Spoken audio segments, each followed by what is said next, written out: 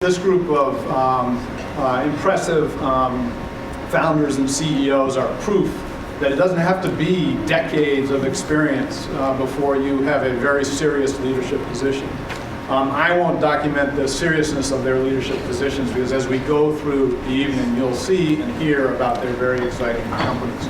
So thank you, panel, for joining us. I started my first company when I was 19 while I was in college. I went to the University of Michigan back in the Midwest. Any Midwestern people here? Yeah? All right. Internet company was actually one of the first social networks, pre-Facebook, pre-MySpace. Early days, obviously, we all know the history, Facebook and MySpace BS, but did that on 100K of angel capital. After that, I started 2 more companies in college, both not doing anything with internet or media. One was a real estate company, thank God I got out of that. And the other was an event entertainment company that we focused on entertainment portions of large corporate events and private events. And I sold that about 6 months after I got out of college. After that, I came out to Boston, got back in the internet startup scene, did a lot of consulting in the social media space, and ended up starting Viximo, which quickly gained attention. We raised $5 million VC money from Northbridge and Signal Partners about a year and a month ago. And so what is Viximo? How many people here know what virtual goods are? Few, that's it.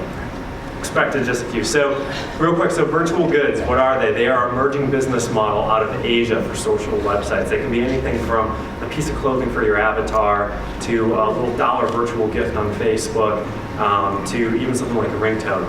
And a lot of people are like, people actually spend money on this? Answer is yes. So the market's about $2.5 billion right now. It's expected to go to over $10 billion by 2011. And it's really seen as the next business model for social media websites. And so the next question you ask yourself, why the hell would people spend money on this stuff? And it's really interesting. As you dig into it, you'll find that that virtual goods are not about the physical value of any sort of object. They are about personalization, self-expression, and customization. And so very similar to a lot of what we do in the offline world. So how many guys in the room have bought a girl a drink in the bar before? Exactly.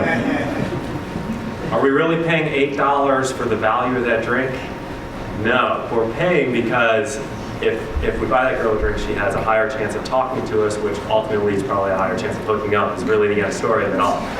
Virtual goods are the exact same thing. You're paying for the social value of the object. You're paying for that smile on the person's face. You're paying for social status and ego.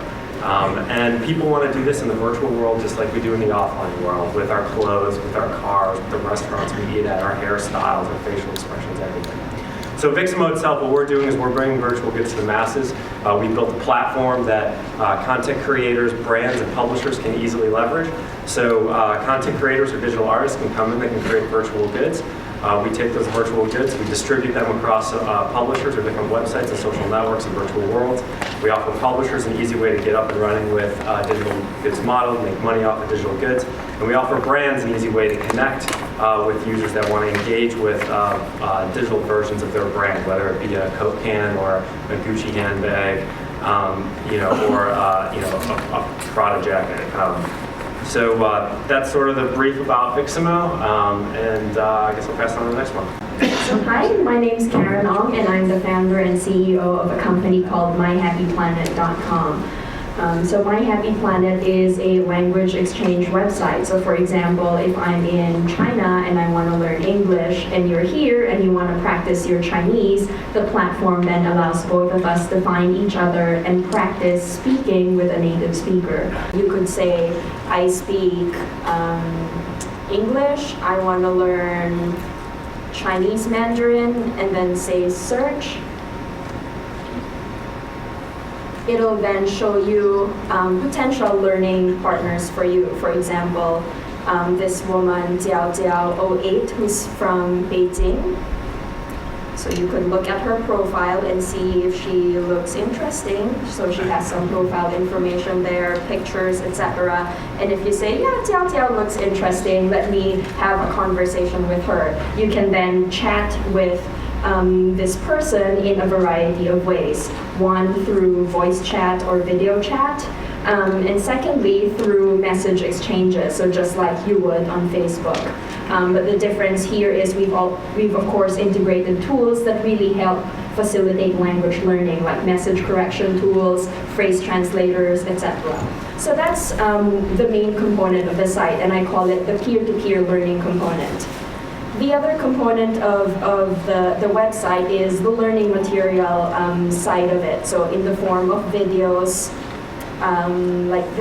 videos